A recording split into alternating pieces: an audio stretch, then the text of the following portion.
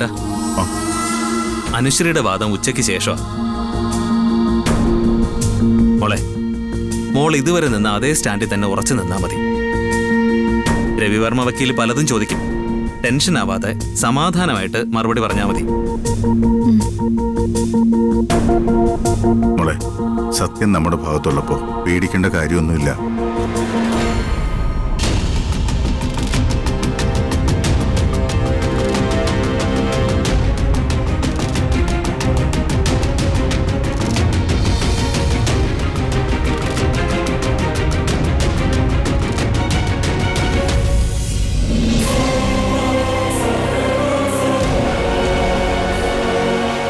കാണുമ്പോ പാവം തോന്നുന്നു.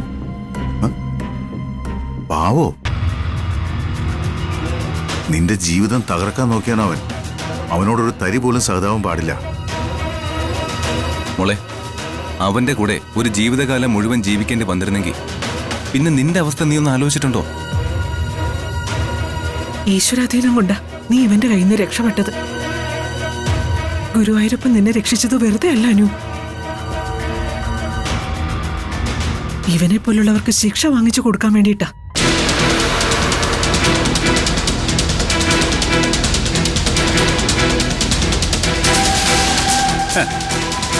എടാ ബാല, നിന്റെ മോളോട് പറയാനുള്ളതൊക്കെ നീ ഇപ്പൊ പറഞ്ഞോ. ഉച്ച കഴിഞ്ഞ് കോടതി കൂടുമ്പോ എന്റെ മോൻ പുറത്തിറങ്ങും. കള്ളക്കേസ് കൊടുത്ത് അവനെ ഇത്രയും ദിവസം ജയിലിലിട്ടതിന് ഇവളകത്തു പോവും. കോടതി കൃഷ്ണമംഗലത്തുകാര് വിലയ്ക്ക് വാങ്ങിയിട്ടൊന്നുമില്ലല്ലോ. വിധി കോടതി തീരുമാനിക്കും. ഇവിടെ നിപ്പോ നിന്റെ മോനെ ജാമ്യത്തിൽ ഇറക്കി കൊണ്ടുപോകാൻ പറ്റുമെന്ന് നീ ഒന്ന് നോക്ക്. ജാമ്യത്തിലല്ലടാ, അവൻ നിരപരാധിയാണെന്ന് ഞാൻ തെളിയിക്കും. എന്നിട്ട് ആഘോഷമായിട്ട് ഞാൻ എന്റെ മോനെ ഇവിടുന്ന് കൊണ്ടുപോകും.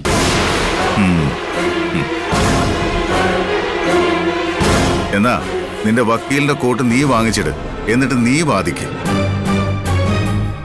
കൃഷ്ണമംഗലത്തെ അച്യുതനല്ലേ വാദിക്കുന്നേ? ജഡ്ജി തൊഴുതുകൊണ്ട് നിന്റെ മോൻ നിരപരാധിയാണെന്ന് പ്രഖ്യാപിക്കും. ചെല്ലടാ, നീ പോയി വാദിക്ക്. എടാ, നിന്റെ ഈ പരിഹാസം മാറും. നീ കരയും.